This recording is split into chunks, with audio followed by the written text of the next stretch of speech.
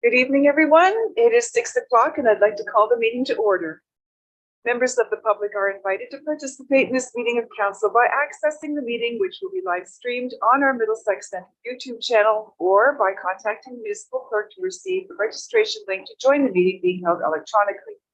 Members of the public may also attend the meeting in person at the Coldstream Community Centre located at 10227 Ilderton Road in Coldstream. There are no additions to the agenda this evening. I am not aware of any closures. So we can move now to delegations. This evening we do have a presentation. Jared Hogan, General Superintendent with the County of Middlesex, will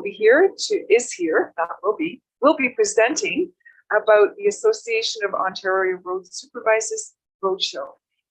If you'd like to step up and go ahead with your presentation when you're ready.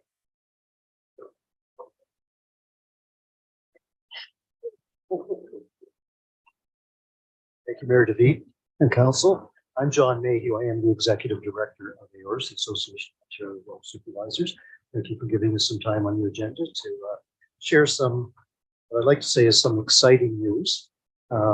We'd like to announce that the Middlesex County Public Works Association has been awarded the 2023 AORS Municipal Public Works Trade Show. Now, I say an announcement, it's actually old news, but it's new news. This announcement was originally made back in 2019, and it was originally the 2021 Municipal Public Works Trade Show in Strathroy. But because of the pandemic, it got for 1 year and 2 years. So here we are, 2023. It's finally been happening. I'm very excited about that. It is scheduled for June 7th and 8th at the Gemini Sports Complex in Strathroy. Now, this trade show typically attracts about 200 vendors. Both indoor and outdoor exhibits. The outdoor tends to be the big equipment, the big four toys, the snowplows and graders and things like that. And indoor, we want tabletop type displays. And yes, and we're not on our way to being sold out, but looking like we're going to be very good. Now, if for those of you who don't know who AORS is, the Association of Ontario Road Supervisors, we are a not-for-profit, member-based association. We have about 2,400 members across the province. People like Jared here, who manage the road operations in the municipality, as well as suppliers, services, for the municipal sector. We're structured with 32 local associations. It's sort of like chapters, but a little bit different because they're all independent groups that have come together to form AORS as an umbrella organization. So the Middlesex County Public Works Association is one of those 32 local associations. What we do, AORS, as a provincial association, a very extensive training program, close to 100 different programs, everything from equipment operator training to leadership training for public works managers, supervisors. We have a certification program called Certified Road Supervisor. It is recognized by Ontario legislation, and again, it is on its way. Okay, and we offer, like many associations, we have other services we offer our members. A number of publications. We have advocacy programs. One I'm actively involved in now is promoting public works to youth in Ontario to encourage more people to get interested in working for their local municipality, and particularly in the public works sector, where they're struggling to keep a full staff complement, as well as networking events, like the trade show provincially or perhaps locally. The Middlesex Public Works Association meets several times a year and gets their members together for networking and training sessions and things of that nature. But the trade show itself, it is held annually, except for pandemic. It's usually the first week of June. It's a 2-day affair. We bring together not only our municipal members as well as local elected officials who will come out to it, suppliers of product, services, equipment. But it's also open to all the residents and businesses in the area. Encourage them to come as well. There is no cost to attend the show. It's again, the equipment and services that are there are not exclusively for public works. of interest to fire departments or utilities, construction companies, and even farms. A lot of farmers like to kick the tires. And we usually get about 2,000 vehicles, so 2 days. So at this point, I'm going to let Barrett take over. Obviously, why Middlesex? That's why not. We are centrally located, like right in the heart of Ontario. 400 series access highway, 401, 402, we're right there. The Gemini is seconds off the 402 to get there. So one and being so close, you know, everything's right here available. Combination of urban and rural population. With small towns, like obviously then John was saying, we have a lot of farmers come check the tires and that, but you know, encourage everyone to come and take a look. I guess even like your parks and rec departments, anyone I could, you know, even your finance firm. So some programs here that could even assist us too on what we all need. Close proximity to a wide variety of cultural entertainment options. Middlesex has quite a few cultural things going on here at any point in time. So I think it's a great area.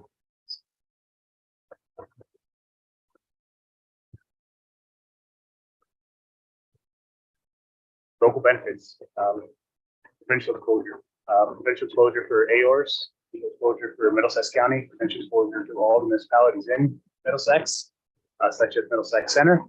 Countywide business engagement. This brings people from all over the county together. That's what we, you know, from anywhere, all the municipalities get together, road departments, all the other departments get together, local elected officials together. It's just a good group to support everyone and everyone get together. Proceeds, if we have any extras, go to all local charities in the area. So we try to keep everything local.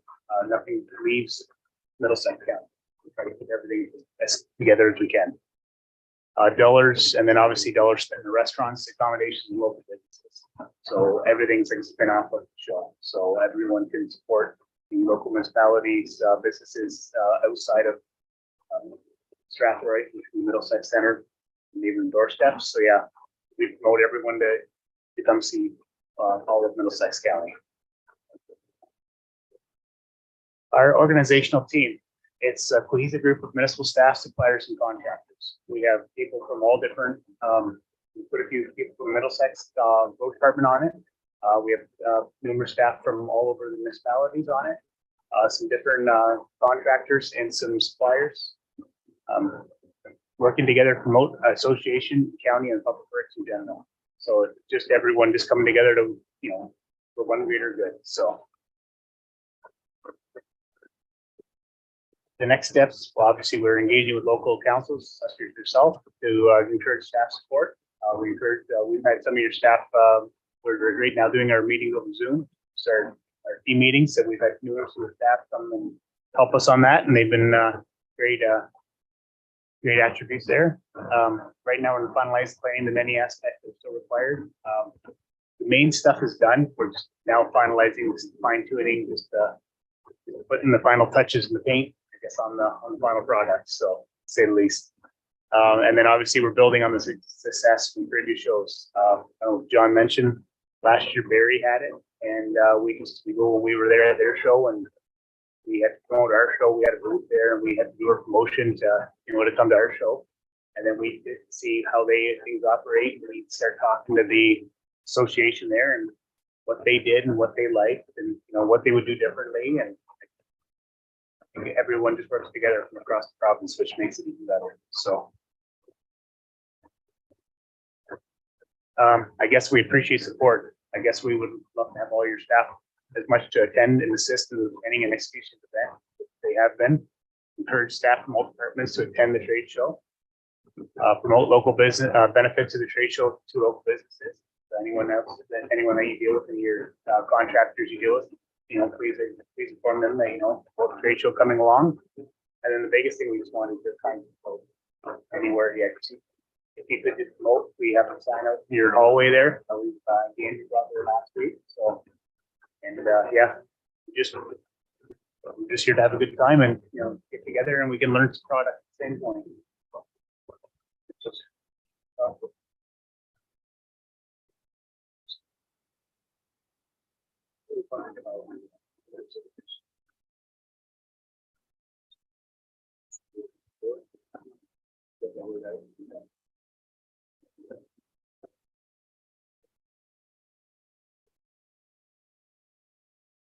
Looking forward to an amazing. Yeah, thank you. And thank you. I'll look to council then. Are there any questions or comments? Councilor Burns. So anybody can attend this? And is there an entrance fee or just walk in?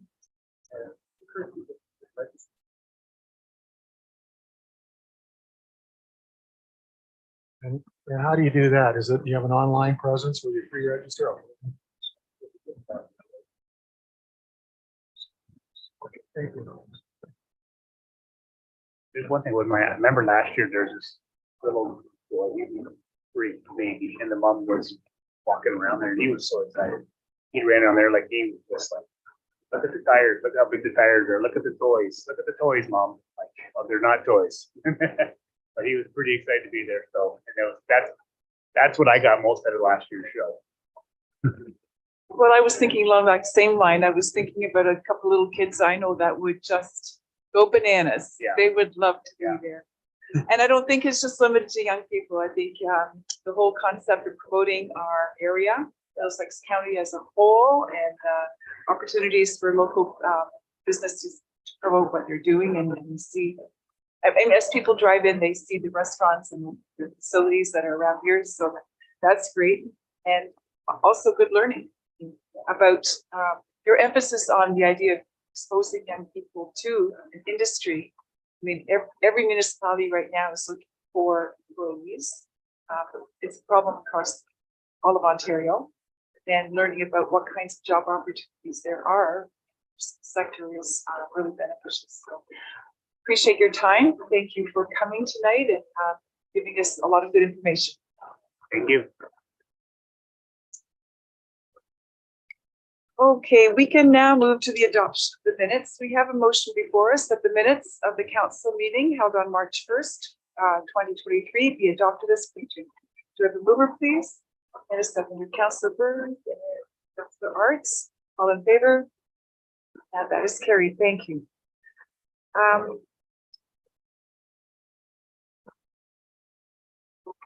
So we have the consent agenda in front of us.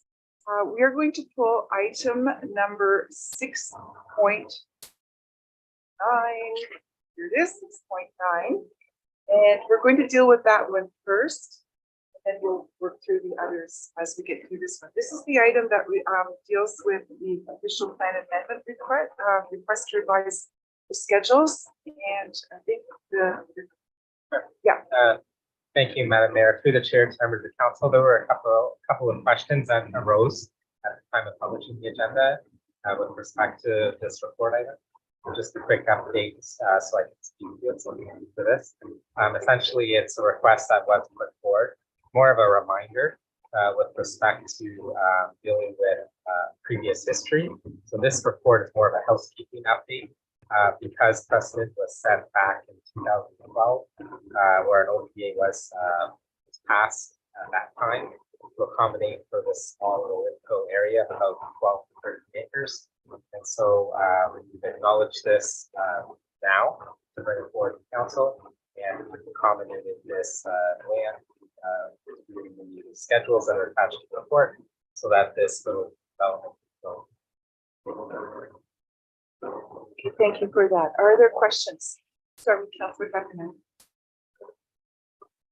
To the Mayor, to Michael. So I'm just curious, the timeline, why this wasn't brought forward back in the spring, like last year when we were doing the review?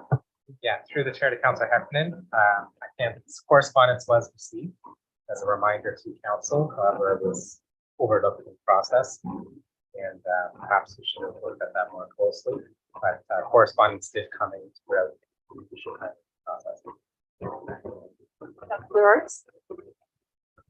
Through Madam Mayor, Michael, by doing this, we're not obligated to supply the water, correct? Through the chair, no, this would be something that the developer would have to then finalize a concept plan, and then we would work with them on the site plan and once the application for the development. Is there anyone else? Okay, seeing none, the motion that that relates to this item is that report CAO number 8, 2023 regarding Fish Plan Amendment 59, request to revise adopted OPA schedules A5, A6, A11 be received, and that Middlesex Centre Council direct the County of Middlesex to revise the Fish Plan Amendment 59 to amend land use schedules A11 to include the lands identified as concession 5 into the settlement area, designate them as residential, and amend land use schedules A5 and A6 by including the lands identified in attachment 4 of the staff report, designating them as agriculture. Is there a mover, please? Councillor Cates and Shipley, all in favor? And that is carried. Now looking at the whole, the remaining items on the consent agenda, are there any that you would like a question or clarification? Yeah, Councillor Art, Shipley, Councillor Shipley.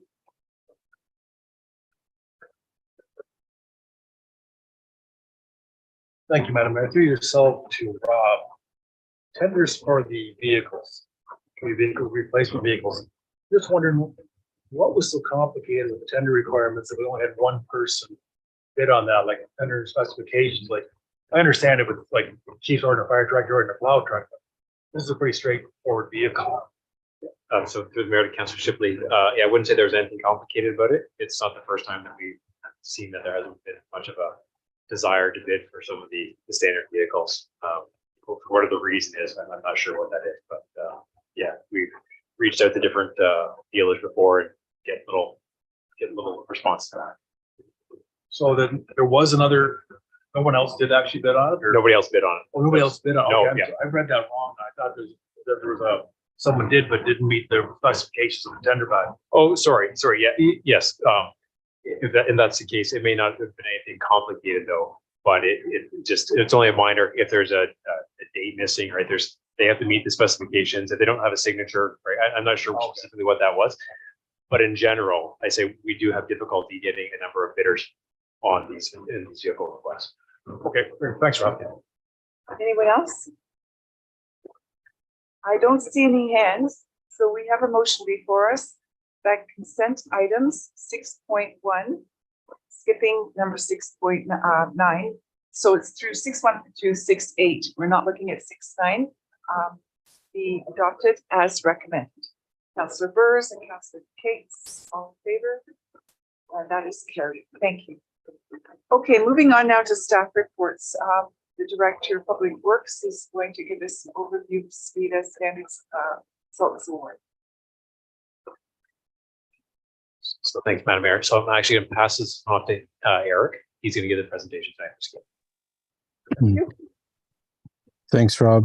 Through the Mayor, David, the PWE department is seeking council's approval for the sole source of the SCADA standards project to Aramosa Engineering for the amount of $138,389.52 as outlined as per our procurement policy, section 34.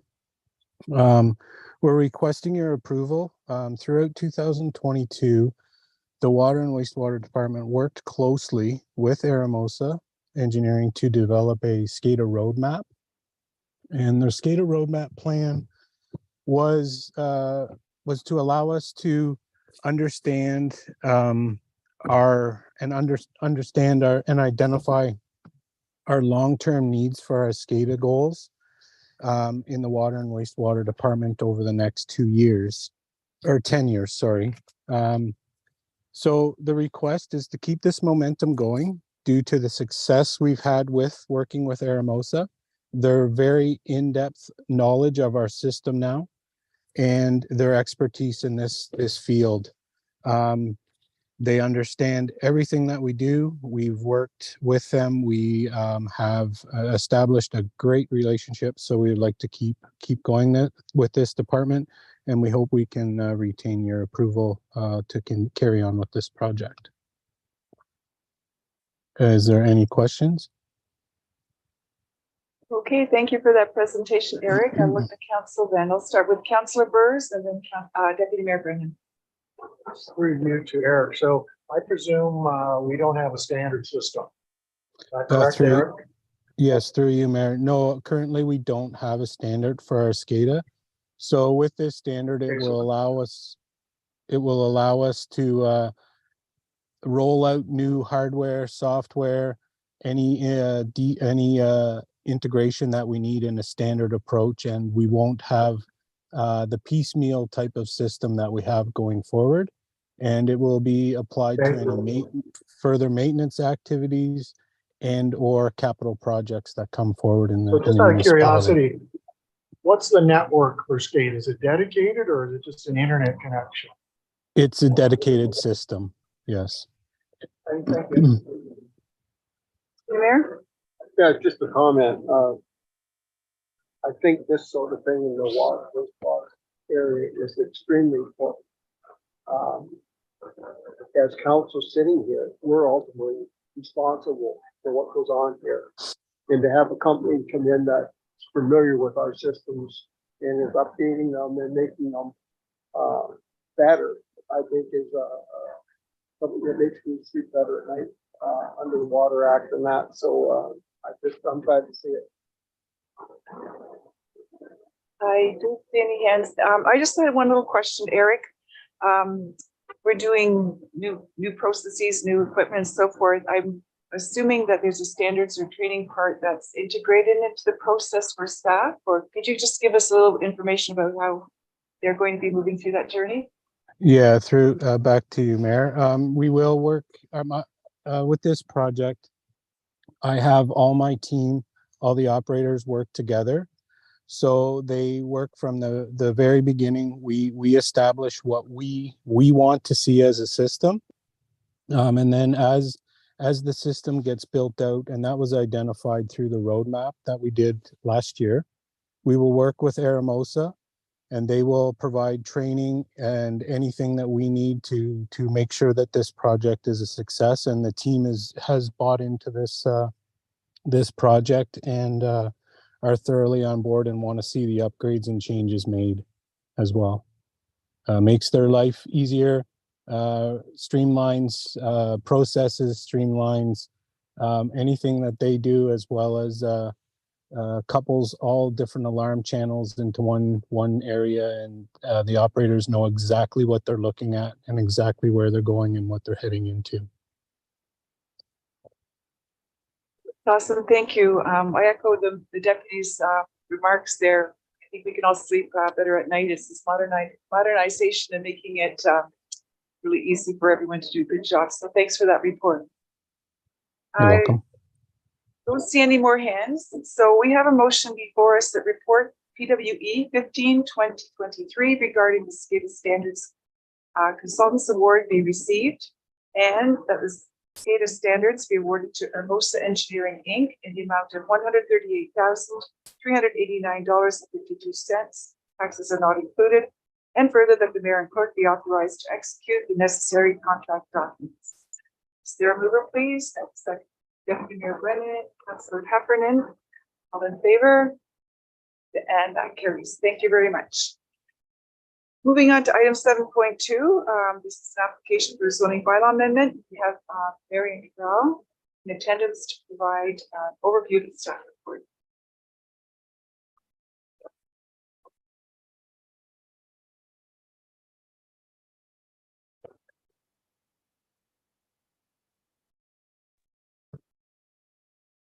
Hey there, good evening, Madam Mayor and Council.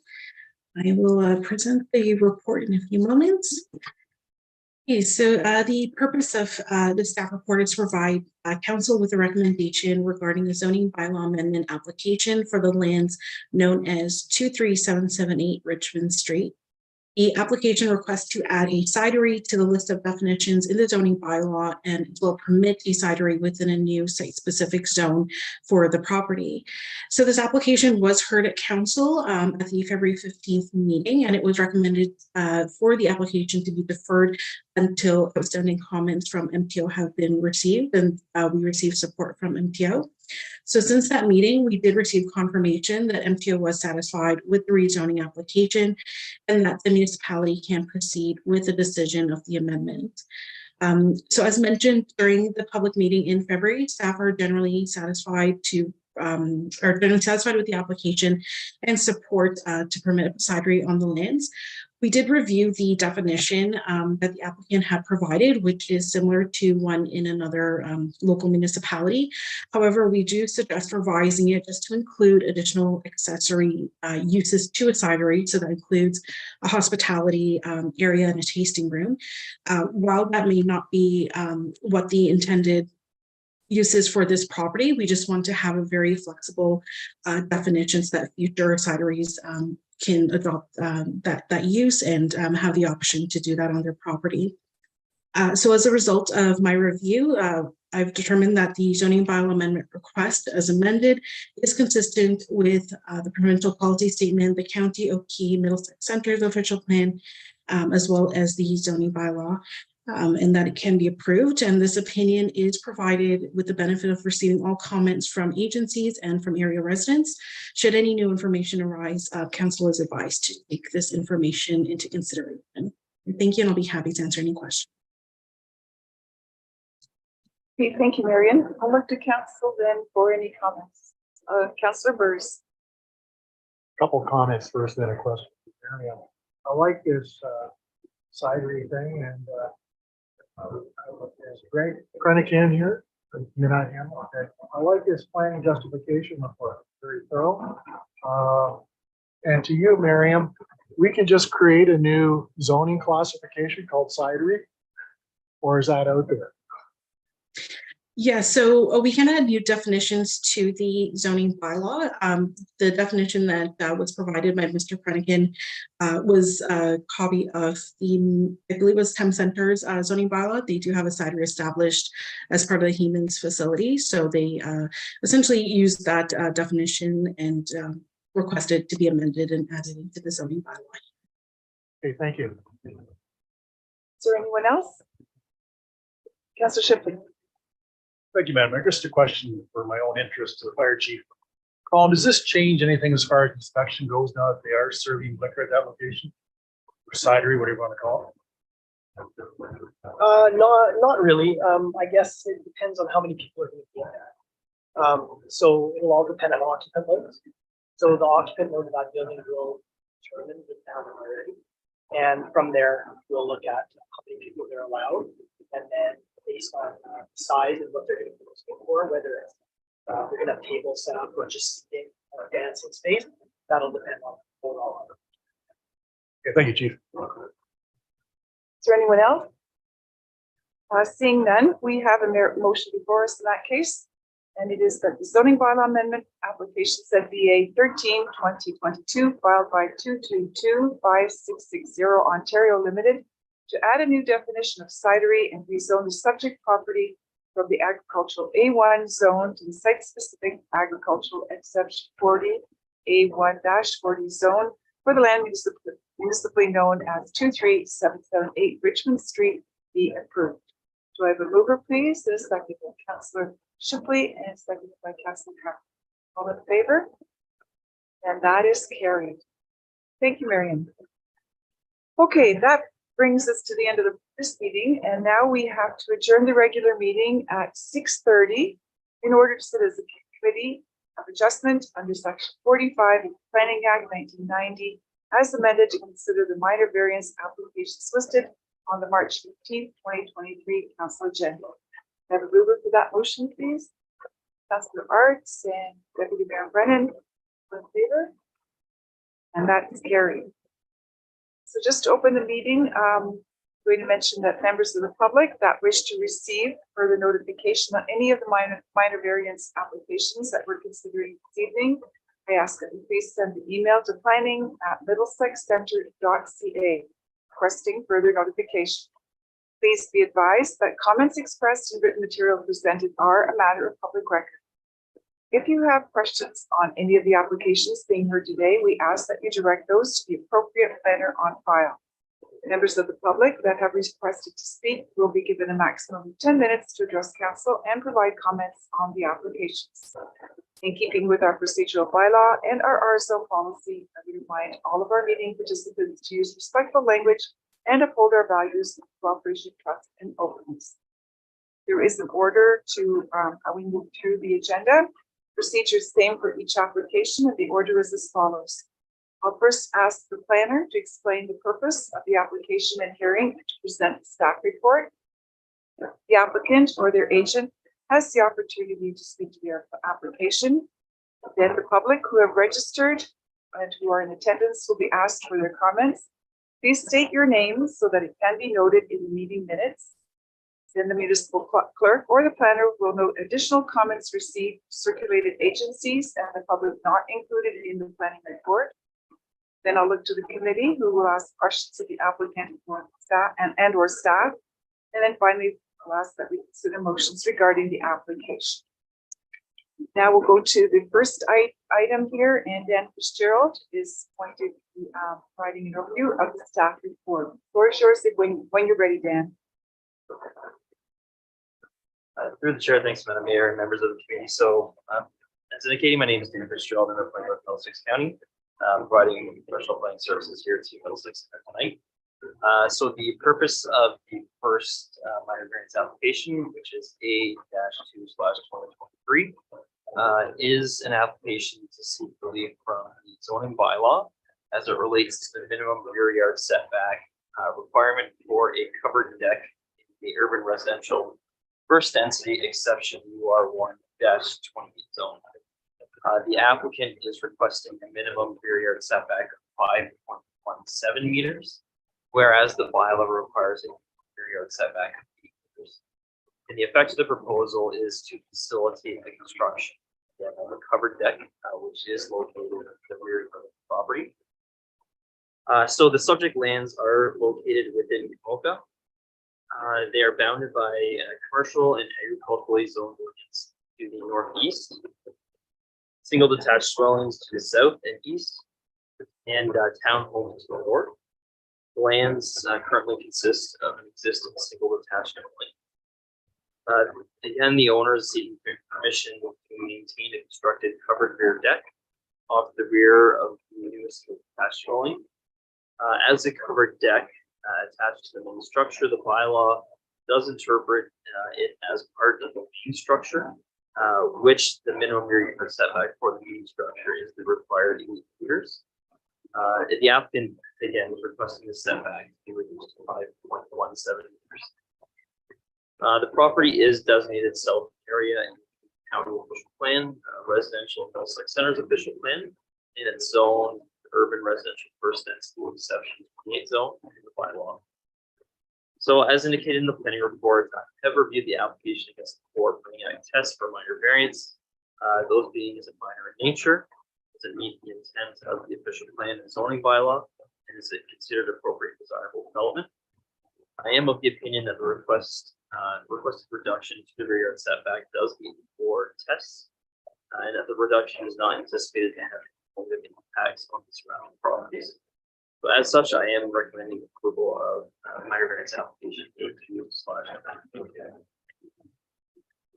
Thank you for that report, Dan. We do have Mr. Ricardo Tevez, who has registered to speak and is available now for comment.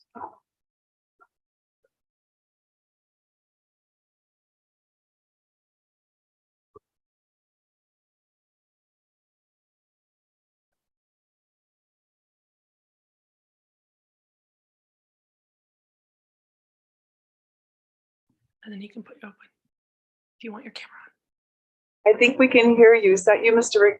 Tevez? That is me. Yes. Would you like to say some, make some comments? Sure. I'm just, I'm the resident here at 202-98-9861 Glendon Drive. It is a deck on the back of the property, and it's really just the northeast corner that encroaches that rear yard setback. So I'm hoping that it is minor in nature and that we can move forward with the approved minor variance. Okay, thank you very kindly. Have no members of the public. And so, and I don't need no other comments, right? No additional comments of circulated agencies. So I'll look now to the committee, then if you'd like to ask questions, either the applicant or staff. I don't see any hands. In that case, we have a motion before us, and that is that the minor variance application A2 2023 filed by Ricardo Tevez for relief from the comprehensive zoning bylaw in order to establish a minimum yard setback for an attached covered deck of 5.17 meters, whereas the Middlesex Center zoning bylaw requires a minimum rear yard setback of 8 meters for property municipally known as 202 986 Glenton Driving will be granted subject to the following condition: that the minimum rear yard setback shall reductions so only apply to the deck showing on the attached drawing, and the remainder of the school attached drawing shall maintain an 8 meter setback as shown on the site plan, and that the reason to grant the minor variance on A2 specifies the general intent purpose of the official plan and comprehensive zoning bylaw. It is minor in nature, and the request to present appropriate development. The mover, please. Councilor Burrs, Councilor Kate seconding. All in favor? And that carries. Thank you very much to everyone, and enjoy your deck. Okay, moving on to number 8.2. Dan again is the planner on this file. You'd like to present your report. Through the chair, thanks, Madam Mayor, and then for the fee. So the next minor variance on the agenda tonight is A3/3, and that is an application to expand existing legal non-conforming use on the subject lands. So the subject property historically has existing single attached dwelling. Current zoning on the property is agricultural residence zone 3, and as the result of a former surplus farm operation severance, which does not permit a single detached residence or any developments on the lands. As it is an existing equal non-conforming use, section 4.20 of the zoning bylaw does permit or allow expansions to use, subject to minor variances. And additionally, it only permits the existing dwelling and does not contemplate any expansions. The owners have applied to expand the legal non-conforming use in the format of addition to the existing home. As proposed, the addition would contemplate adding a 37.16 square meter or 400 square foot addition, which is in the format of a sunroof. Therefore, an application is submitted to expand that legal non-conforming single detached dwelling to allow for the larger building footprint of that existing legal non-conforming use. So the subject lands in this case are located in an agricultural area. They are generally surrounded by agricultural lands that are in crop production. The property is designated agricultural area in the county official plan, agricultural in the Middlesex Center's official plan. Again, it is zoned in the agricultural residence zone or A3, the comprehensive zoning bylaw. Again, that is a result of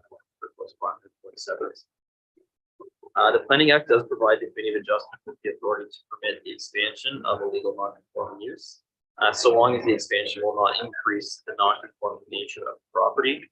The addition is appropriate size. The expansion has a limited impact on the surrounding environment. Appropriate services are in place, and all other aspects of the zoning bylaw are met. So the proposed size and location of the addition is not considered to increase the non-conforming nature of the lands. It is small in size and it is located to the rear of the existing dwelling, not visible from the existing road. It would be capable of meeting all other zoning bylaw provisions such as the setbacks, height, coverage. Given the above, I am of the opinion that expansion would be considered minor in nature and meet the overall policies of Middlesex Center's official plan. Therefore, I am recommending approval of minor variance A5 for file A3/2023. Thanks. I'm certainly available to answer questions. Okay, thank you for that report. We don't have the applicant or an agent here to speak to the application. No members of the public have requested to delegate, but I will ask, are there any members in attendance virtually or in person who wish to comment at this time. If you're online, please use the raise hand feature or raise your hand if you're in the gallery. I don't think anyone is there, so I will now look to questions. Are there any items you want? Seeing none, we have a motion before us that the minor variance application A3 legal in order to expand the legal non-conforming to permit 37.1 square meter addition to an existing single detached dwelling on the property for property municipally known as 14081 Mile Road, be granted. And that the reasons for granting the minor variance application A3 to include the request complies with the general intent of the city of Middlesex Center's official planning zoning bylaw. The request is minor in nature and represents appropriate development on subject property. Uber, please, and Councilor Cates, all in favor? And that is carried. Thank you. And application 8.3, again, the floor is yours, Dan. Through the chair, thanks, members of the committee. So the application for you now is A4/2023, which is a minor variance which seeks relief from the comprehensive zoning bylaw as it relates to the minimum frontage and area requirement for a lot that's located in agricultural A1 zone. As an undersized legal non-compliant lot, the owner is seeking to reduce the lot frontage of 91.4 meters. Whereas the zoning bylaw requires a frontage of 300 meters, as well to reduce the minimum lot area to 0.97 hectares, whereas the zoning bylaw requires a minimum area of 40 hectares. The variance is the result of originally approved consent application file B23/2021, which represents a minor boundary adjustment between two existing undersized farm parcels, which are used for residential purposes. The effect of the proposal is to legally recognize the undersized nature of the agricultural lot as a result of that aforementioned consent file. So the subject lands are located in an agricultural area. While they do abut agriculturally designated and zoned land on all sides, most of the character of the lots have traditionally been used for residential purposes. Currently, it maintains a frontage of approximately 152 meters along Woodhull Road in an area of approximately 4 acres or 1.62 hectares. It is designated agricultural Middlesex County's official plan, agricultural and Middlesex Center's official plan, and it is zoned agricultural A1 zone in the comprehensive zoning bylaw. So as indicated in the planning report, I have reviewed the application against the four tests for variance. Those again being, is it minor in nature, does it meet the intent of the official plan, zoning bylaw, and is it appropriate and desirable? I am of the opinion that the requested reduction to the frontage as well as the area is considered appropriate given the context of the lands and the proposed use of the lands. The variance is the result of the provisional approved consent file as previously mentioned and would represent a tool to permit the clearance of those consent conditions. So no new lots or non-conformity is created as a result of the variance as well. So as such, I am recommending approval of minor variance file number A4/2023. Certainly available to answer any questions that you may have. Thank you, Dan. Again, no members of the public have requested to delegate on this report. I'll look now to the members of the public who may be attending in person or virtually who wish to comment. If you're online, please use the raise hand feature on our electronic meeting or raise your hand. For this one. No one's there. Okay, I'll look to the committee then. I'll start with Councilor Cates. Thank you. Through you, Madam Mayor, to Dan. I just wanted to clarify, when I read this, it was, well, confusing isn't the right word, but so if I recall, this was just severed off.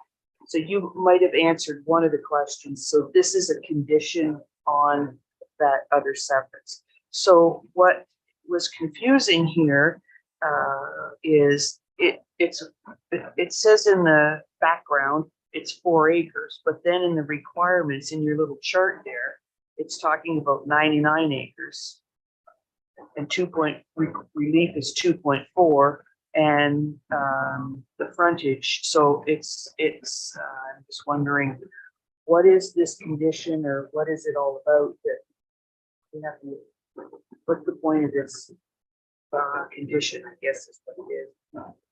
Yeah, so through the chair to Councilor Gates. So these particular subject parcels that are located within a specific area generally are considered rural residential lots, which are technically based on Middlesex Center zoning bylaw. There are no rural residential zones within the zoning bylaw. So these particular lots automatically qualify as an agricultural lot. And as an A1 lot, even though they are traditionally undersized, they still have a minimum size requirement of 100 acres or hectares. So whenever someone goes to amend the potential boundaries of these parcels of land, they have to do so in compliance with the bylaw. So the consent application, which seeks to remove a portion of land from this particular lot and give it a lot to the south of it, puts it into a position where it's in a worse off conformity than it was before. So what I mean by that is we already know it's legally non-compliant by the size of the existing lot and zoning the lands, but by taking land away from it, giving it to the neighbor, it puts it in a worse position than it was before, so it has less compliant. So when that happens, the bylaw obviously tells us that you have to seek approval for that reduction through something like a minor variance. So in this case, in order to make that lot legal for the future, they had, as a condition of that consent, they had variance to legalize that lot area because it's not compliant with the system. Thank you. Is there anyone else? I don't see any hands. So the motion before us is that minor variance application A4 2023 filed by Michael J. Lamb for relief from comprehensive zoning bylaw in order to establish reduced minimum lot size of 0.97 hectares and a minimum frontage of 91.4 meters for property municipally known as 3611 Woodhull Road be granted. And that the reasons for granting the minor variance application A4 2023 the request applies the general intent and purpose of the place center section plan and comprehensive zoning bylaw. Request is minor in nature and request presents appropriate development on the subject property. And approve please, Councilor Burrs, Gates, and all in favor. And that is carried. Thank you very much. Now we have Gary Cabral is going to present the report for minor application A5.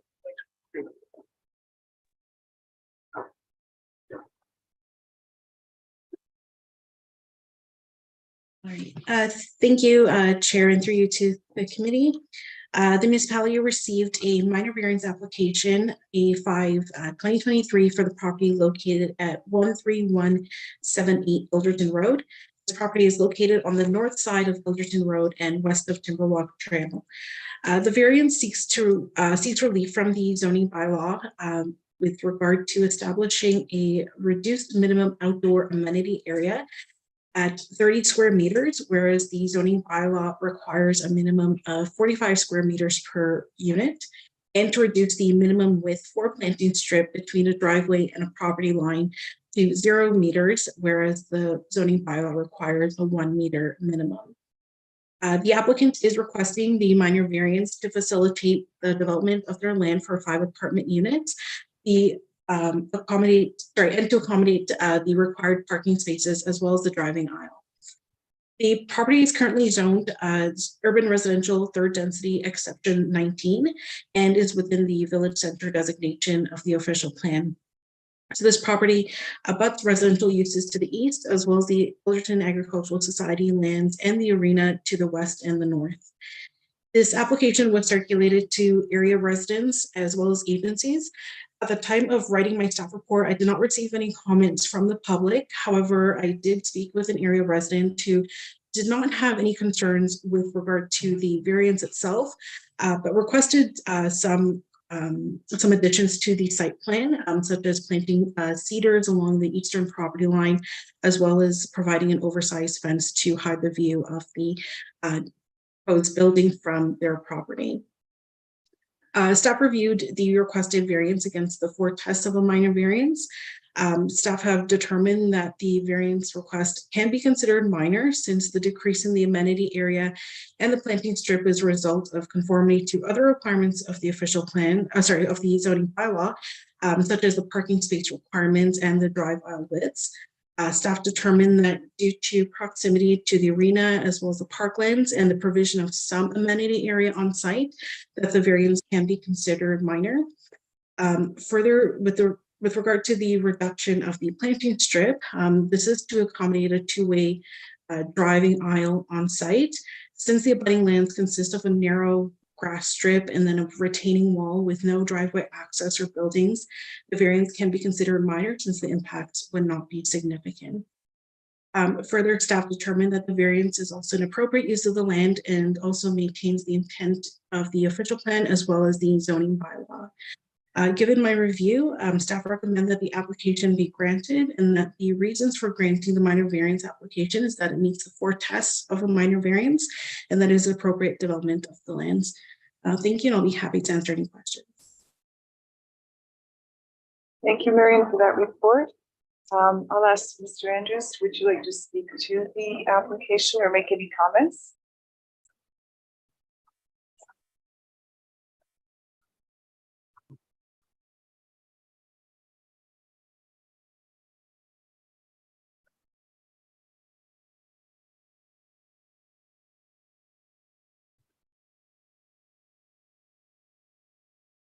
Mayor, no additional comments. I'm just here in case anyone has any questions about the minor variance.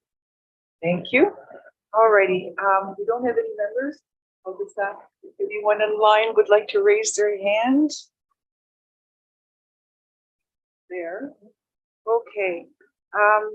I'll look to the committee. Are there any questions or concerns?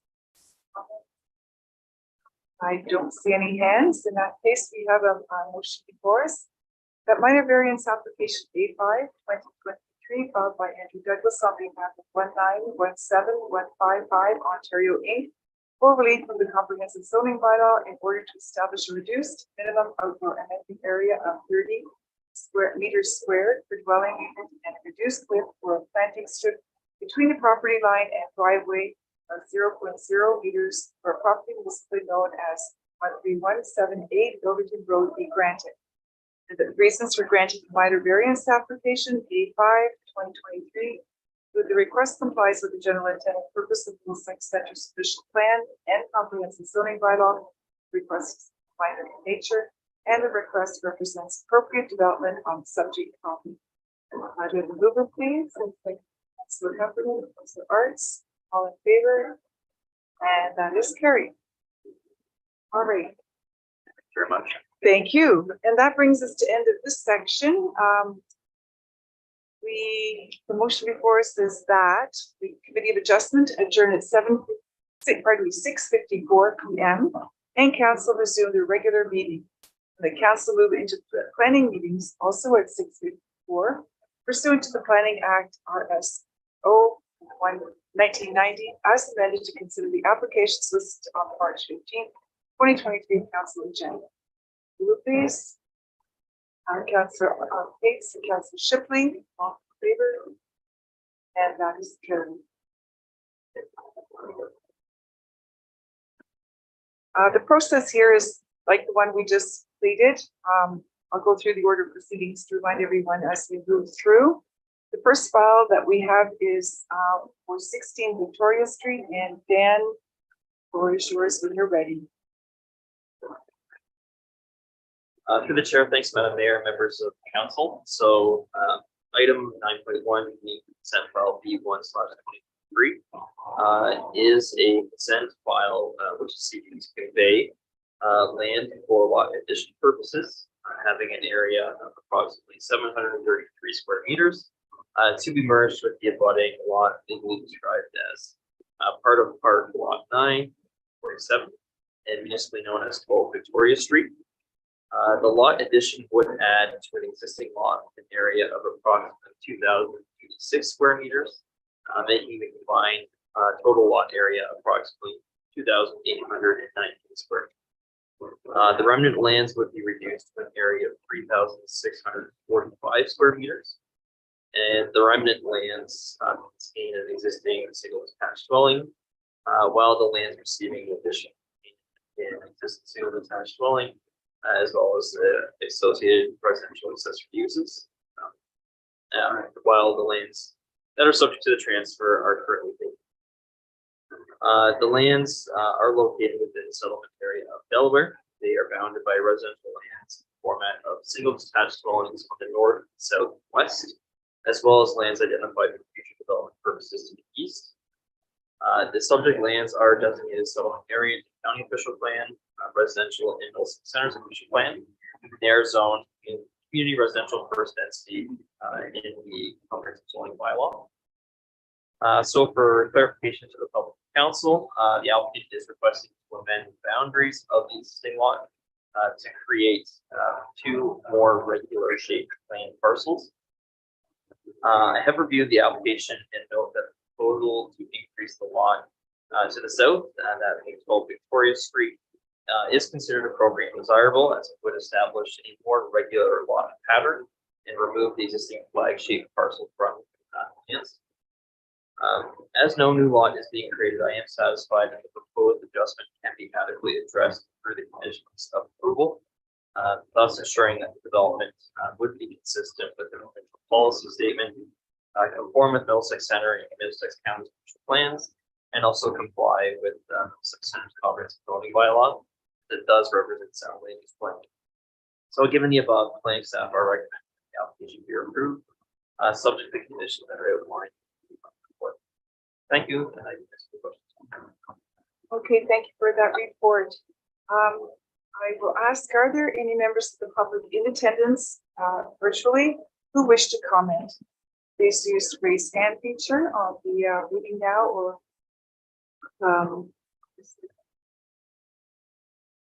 okay. I should note that Mr. Jeff Crosby is available for questions on behalf of the applicant as required. So at this point, I think I'll look for questions from council. Okay, Councilor Burns, going on. So Jeff, you're out there?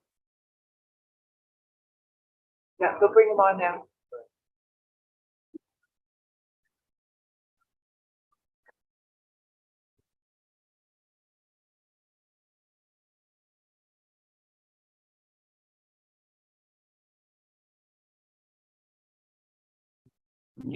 Oh.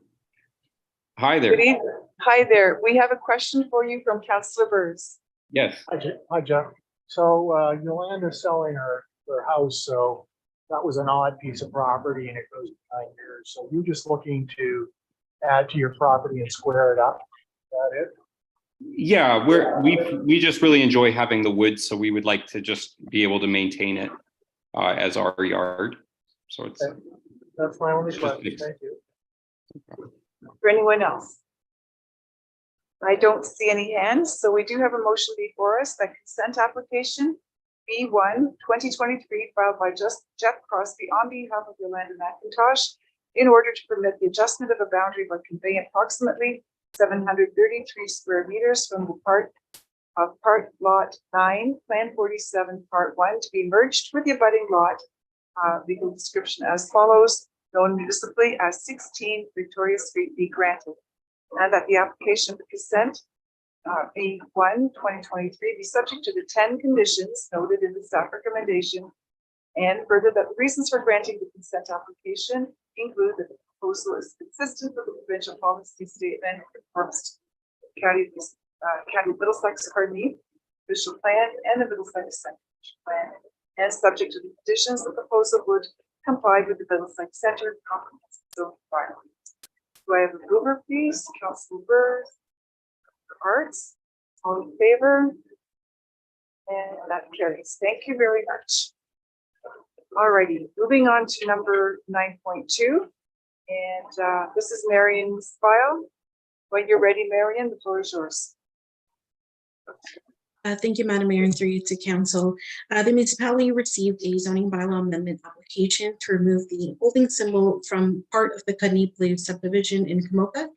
The removal of the holding symbol would allow for the development of 8 lots for single detached dwellings along Oxbow Drive, which is essentially representative of phase 1 of the subdivision. The holding symbol will continue to apply for the remainder of the land, which includes additional single detached dwellings and a few medium density development blocks. So the precondition to remove this holding symbol is to enter into an agreement with the municipality to address all site details, including municipal services, parkland dedication, and stormwater management. So the subdivision agreement was entered into with the municipality in December and then updated again in February. The county also issued final approval for phase 1 of the lands, and the agreement was registered on title. So as a result, staff are satisfied that the precondition has been met and that the holding symbol be removed from lots 1 to 8 of the Kidney Blue subdivision. Thank you, and I'll be happy to answer any questions.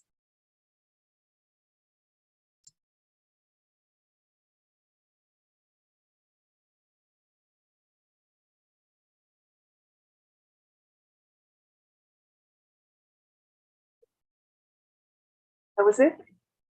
Okay. Okay, thank you. That's good. Yeah.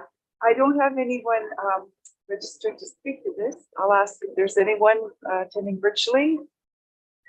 Please use raise hand feature. No one there. Okay, moving on to council then. Does anyone have questions of Marion on this one? I don't see any hands in that case.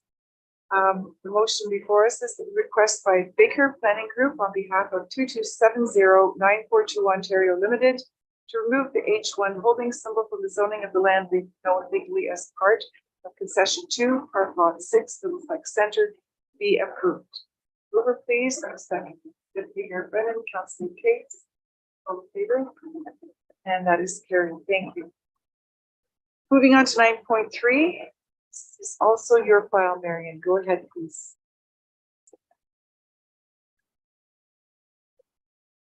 Okay, so thank you, Madam Mayor, and again through you to council. The municipality received a zoning bylaw amendment application for a temporary use zone for the lands located at 15548 9 Mile Road, located on the north side of 9 Mile Road and just west of Clark Road.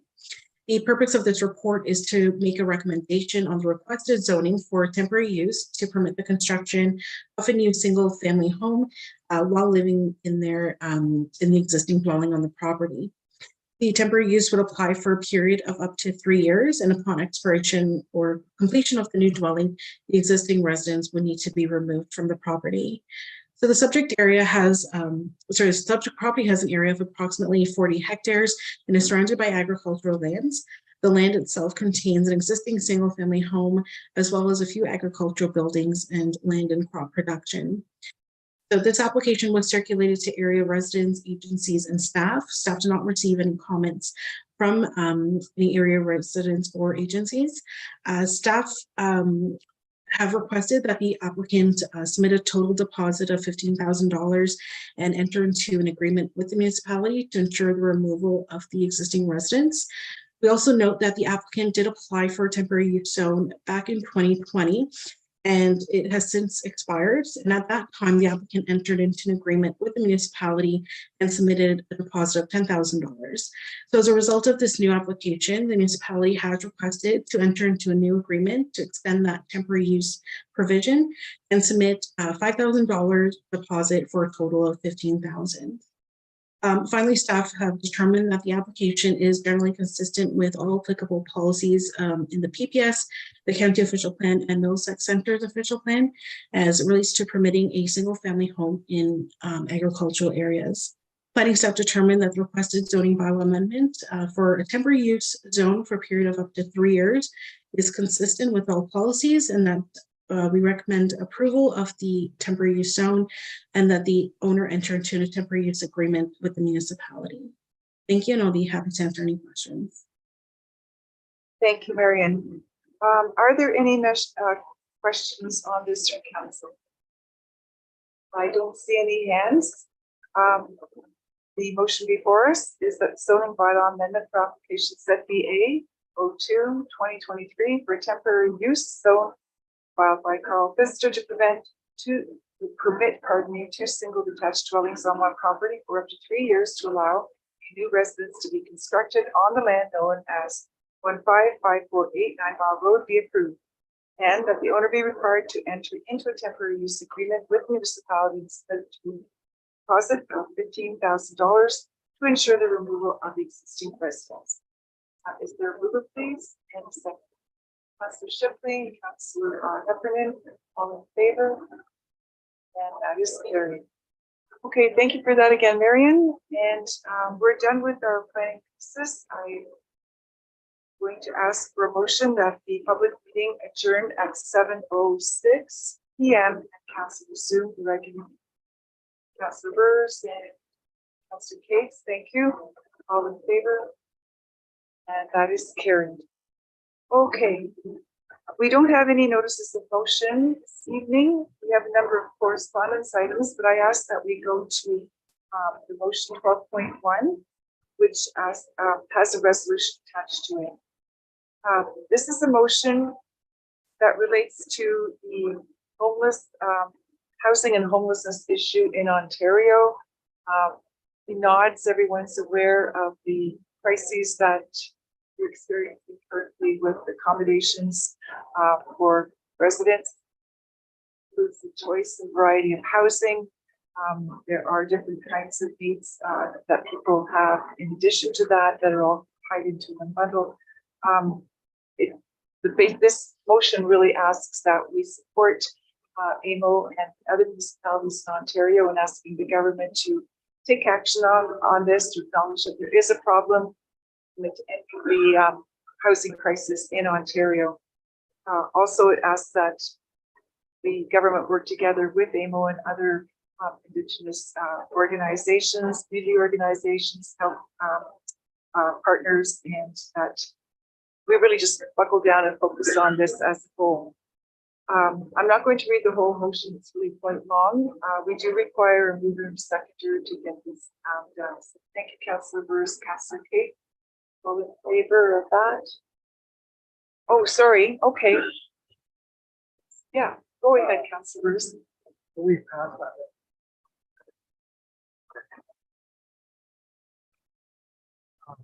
I agree with this. I thought of that a little bit. President Rachel. The only comment I would like to. I think the problem has to do. But the other thing for the municipality, I was surprised I went down pretty much. Yeah, it almost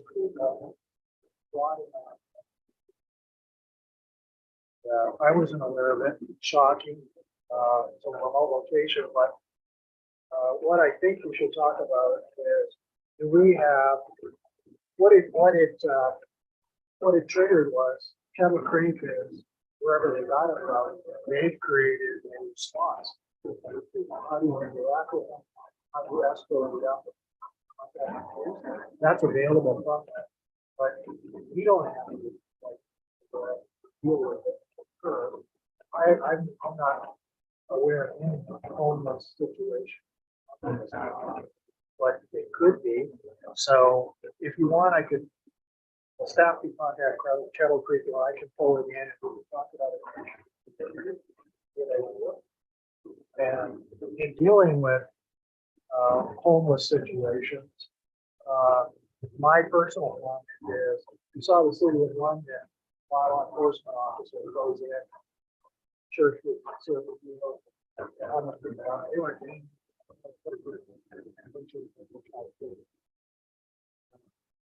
Personally, I'm against that unless we have some especially in the that's it. For that, does anyone else want to comment? Go ahead, Councillor Heffernan. Through the mayor, I just wanted to add to that discussion that there are homeless people in Middlesex Center, and I actually know of a couple of situations that occurred on the fairground, and that was handled, but it was handled internally as far as I'm aware. But at the same time, it'd be good to have a template or something. Council members have suggested. Just as an aside, this morning I attended an event at in London, and our MPP, Minister of our MPP Monty McNaughton was there, and we had county council, not a county council. Well, our delegation was from county council. It included staff, including Chris Trainee, the engineer, Cindy from social services, and also the ambulance staff. Chief Roberts and Adam were there as well. And when we talked about the homeless piece, our funding at the county level flows through the city. They are what's called a service manager.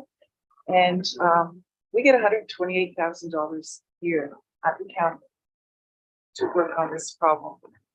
And we made a request for just over 600,000, like another 550,000 actually altogether. We have homeless people all across the county, and we have one facility in Strathroy Hotel, and we want this program to continue. We need that money now because that family will be on the street as of the end of the month. And so there's urgency to this. There's nowhere to go. We don't have facilities. If we get the money, we can continue the programming, and it's a different kind of a pilot program too, because it's wraparound.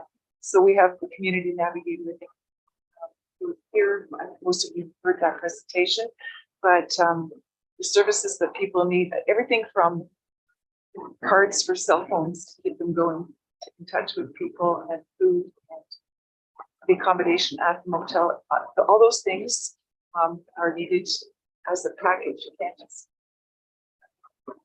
We're talking about mental health issues as well, and employment, and single parents who don't have any resources for babysitting. It's more than just a place to park. If you don't have a place to park that's warm and safe, then to your point, they're outside and exposed to any number of environmental and other hardships.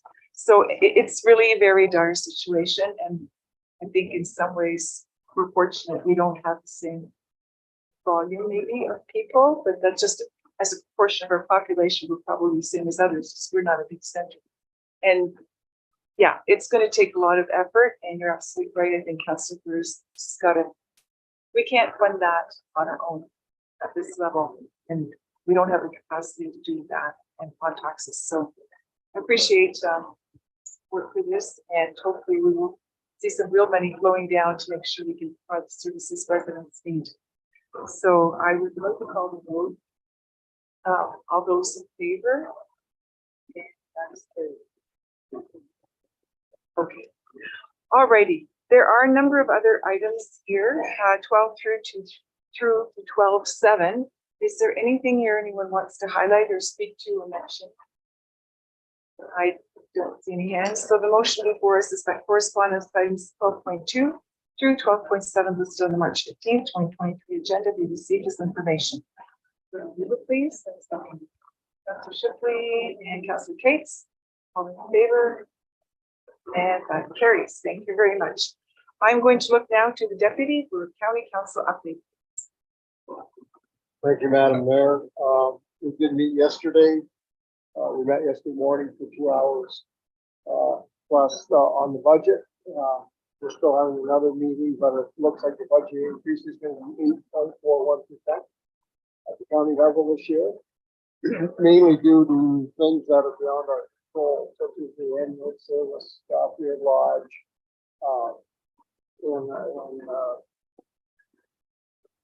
traffic and that sort of thing. So there's a lot of numbers. I do have a sheet here with the that shows the numbers for the last for last year and this year and the increases.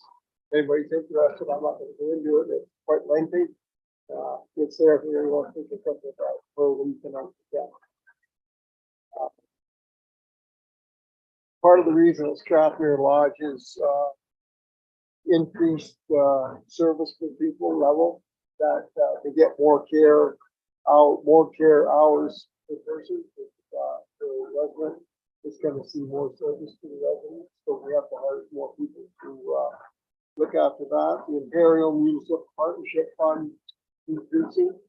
So that's part of the reason. Ambulance service has gone up probably $10 million this year. A lot of it is due to the offloading stuff. Hopefully, we're not going to see that kind of an increase again. With the tax increase at 8.41%, that will increase taxes about $33.45 to 100,000 assessment on the residential unit. So if you've got a house valued at 500,000, you're looking at $150 increase on that. So that's probably going to have some repercussions on our final two tax payments this year.